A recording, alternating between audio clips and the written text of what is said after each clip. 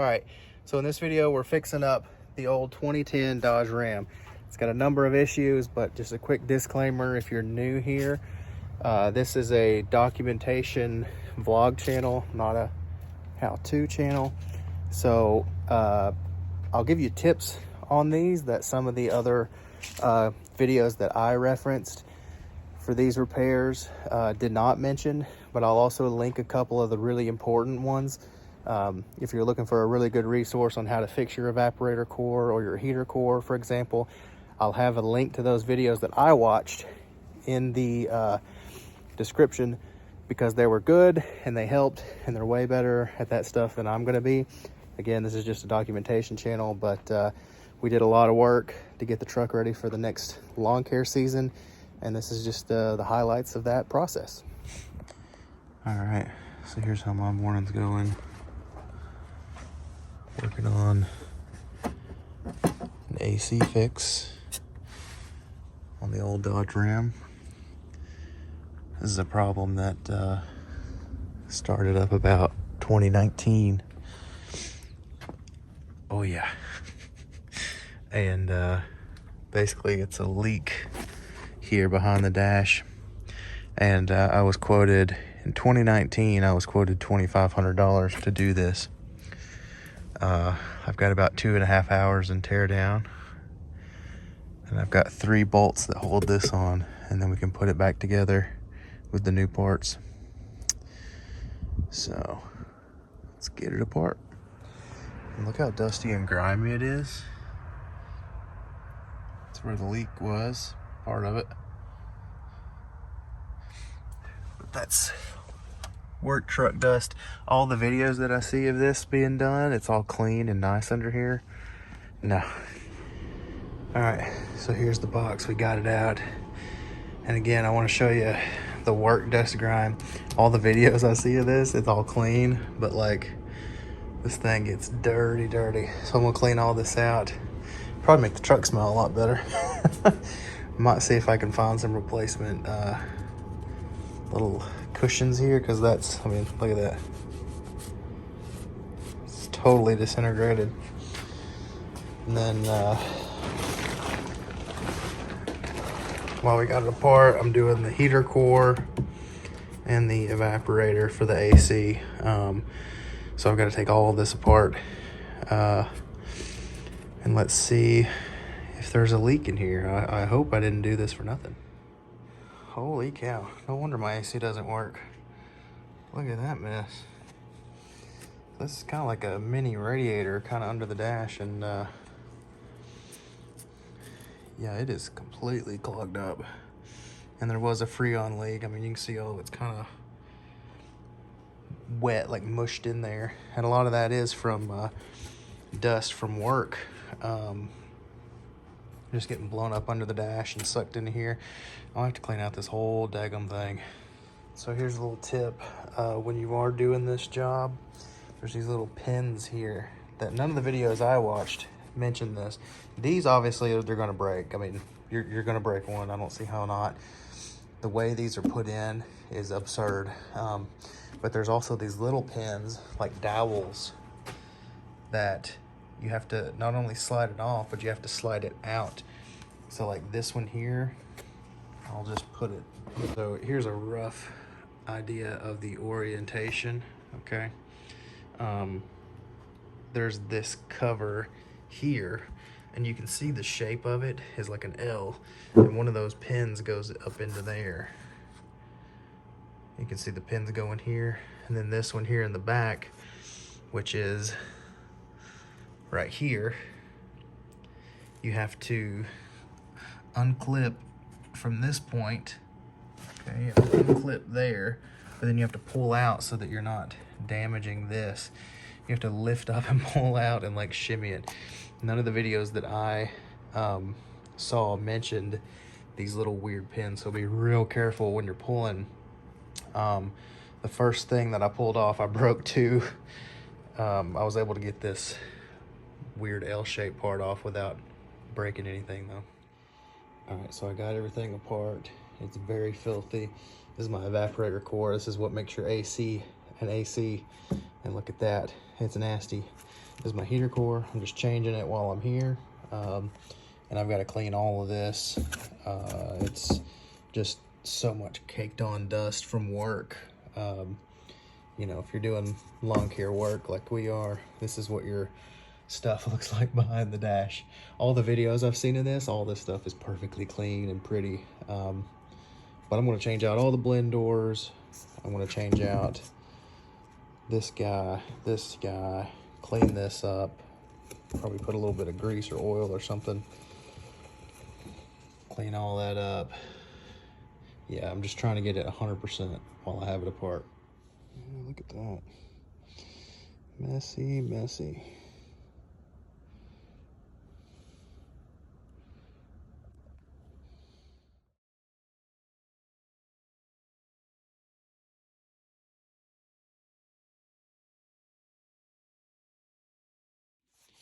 All right, so I got all the gunk cleaned up. Remember how bad that electrical was? Got the fans cleaned a little bit. I wasn't gonna go too crazy on it, but it looks a lot better. I just gotta put the new stuff in. All right, new evaporator core is in. You have to reuse the connections, and it comes with new gaskets. You can see the old one here, and it's actually screwed on with two little Allen key there. But that's a bolt that'll actually attach the whole box to your firewall, so you really have to have that part, and be careful with it so you don't strip it, because I'm certain there's not many of those available at the auto parts store, so you're gonna be waiting if you mess it up. All right, I got it all back together with the new parts. Heater core, evaporator core. I'm gonna go get some blend doors from the O'Reilly, and then some new foam, because that old stuff I was just able to flick it away like that. So I'm gonna go pick that stuff up and we can put it back in the truck. My foam was wore out, just completely. I could move it off because it was so brittle. I could just touch it and it would fall off like that. I was literally able to peel it clean, this clean, just doing this basically. So it had to go and need to be replaced. Unfortunately, they only sell it in kits, that foam, and I don't need the rest of it. All of my other seals are perfectly fine and intact. So I went and found this weather stripping, and it's pretty close in thickness. I did try a 3/4 inch smaller roll, but the padding wasn't as tall, it wasn't as thick as the foam or the sealing strip that came with it. So what I ended up with is a 5/16 1 inch by 10. It's still a little bit short, but it's much closer, and I don't have to wait for a kit, and I don't have to pay $40–50 for a kit that I don't need the rest of. So this is an alternative. Whether or not it'll actually work is yet to be seen, but it's literally the exact same thing. If you can find it with that 5/16, that first number just a little bit thicker, try to find that. I just found this at O'Reilly's. It's what they had, so I grabbed it. But this should be a perfectly fine replacement for what comes in that kit. Who knows? Maybe I'm making a huge mistake. Someone in the comments who's a wonderful mechanic can let us know, but that's what I did.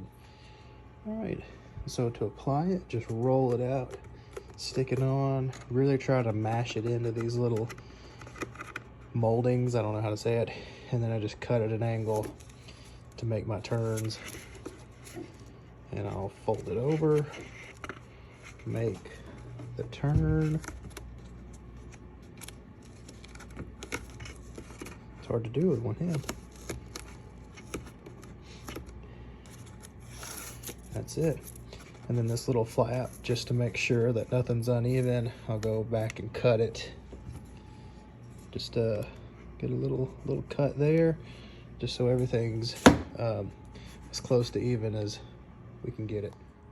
Okay, so here we are, put it back together. New evaporator, new heater core. I had to replace the foam seals, and I replaced a couple of the blend door actuators or motors, whatever. This one had snapped off, unfortunately, and then this one just moves freely. It should be hard to move by hand, so that one's out. All right, so here's a little update. Went down the road. This is the next night. We had some other things to do, but I got the dash put in this morning. Just got the fluid put back in, the coolant put back in this morning. I now have hot heat. My blend doors actually work on all zones as they should, and my cooling is a lot better. Been running it for a little bit now. Typically it would be running a little bit on the right side of that middle line there as far as the temp goes, and so far so good. It is holding. So changing the thermostat, changing the heater core. So changing the thermostat got me cooling, changing the heater core got me heat. AC I still need to work on tomorrow. There is still another leak somewhere in the system, so I'll be dealing with that basically tomorrow. I was going to go refill it after I did my evaporator core change, and part of the procedure, you have to wait for the you have to pressurize the system, and you have to let it sit without any interruptions for like an hour and see if the pressure goes back up or goes back down or whatever, the negative pressure, and mine was. So there is another leak somewhere else. So what we'll do tomorrow morning is hook back up with the manifold gauges, put in some what do they call that, UV refrigerant, take our UV light, scan around and see what part we need to change next. But for the time being, given that it's winter, we're good to go. I just I never did an update this morning putting this dash in. We had to go do some things, and here it is, man. About a day's worth of labor total to get that heater core and evaporator changed, but the thermostat took me like 30-45 minutes or so. Yep, looking good. All right, so we're out here the next morning, and it turns out I do not have a leak. This has been sitting this way with vacuum, so that means we got 30 whatever units of vacuum, and it's been sitting here for about 30 minutes like that. If it had a leak, it would start increasing, or the needle would be going up in simplest terms. So what was happening last night was I had the gauges hooked up wrong, so that's why it was leaking. So hey, thank goodness the fix worked. We're going to continue to suck vacuum on this system, and then we're going to refill it with some refrigerant. And before anyone asks, yes, I did have this system purged before I changed my AC core. I didn't want that stuff all over my hands. I don't know what it does to you. So you have to get this stuff purged at a shop. Don't do it yourself if you even can. I don't even know if you can. Anyway, on to the next bit. All right, we're on the maiden voyage. Heat is staying pretty darn good. I've been driving for about 15 minutes, but I'm gonna just roll around town for about 30 to an hour. I did get the AC, got cold air, got hot heat, all zones work. So far, so good. Let's hope I can get another 5 or 6 years out of this daggum thing, right? All right, so one thing that I'm noticing after a little while of driving, another issue that's fixed is I would say I would stop, mow a couple yards or go into a store, whatever it is, and I would come back and the heat would be way on the other side whenever I cranked it up, and then the water pump would push the water through and it would lower the heat. So that's fixed now. I can actually start it up and the temp is where it should be. There's no telling how much damage I probably did, but I guess that's a testament to this truck. It's hard to work on, it's ridiculous, but the daggum thing still works, you know. All right, still going on the truck. Got a throttle body clean that we're gonna do. You can see the gunk on there. It's not horrible, but the inside is. So I'm gonna try to get what I can. But you can see that. We're just gonna tidy it up a little bit. All right, all 6 spark plugs out. They look relatively good. A little orangish, which I don't know is a bad thing, but this one here is a little white. Let's see if I can get a picture of it. A little white on that spark plug, which I think means it was running a little hot, which we did the thermostat, we did the heater core, and it's not running hot anymore. So after putting in these new ones, this thing ought to feel like a brand new truck, right guys? And now, one thing I do want to mention is I'm using the Iridium NGK, the really expensive ones, just to try it. What I'm replacing are these cheapo Champion spark plugs, which I'm surprised that the mechanic I went to was using those, but I guess a lot of this stuff is going to be marketing. I don't think it really is going to matter, but again, I'm trying these really nice ones just to see how it is. I'm going to go in here and gap them and get them put in the truck. All right, little word of caution, always gap your spark plugs. These always say pre-gapped, but I'm looking for 0.44, which is, looking for 0.44, which is right about there. Let's see, 0.44, just right about there, but I can only get my spark plug to about 0.4. Is it that big of a difference? I don't know, but it ain't right, so don't trust pre-gapped. Some of these old spark plugs were gapped to 0.060, which is way too much, and some of these new spark plugs were gapped to like 0.35 or even 0.5, so always check your spark plug gap. All right, so the verdict is the old Dodge Ram is good to go. Probably repeated this a few times in this video. I don't know how I'm going to edit it down, but that's totally fine with me. Hot heat, cold air. We've been driving around for 3 or 4 days now. We just used it for its first little cleanup job, and we'll see all the debris there in the back. And yeah, it is good to go, and it has already brought back about 150 bucks.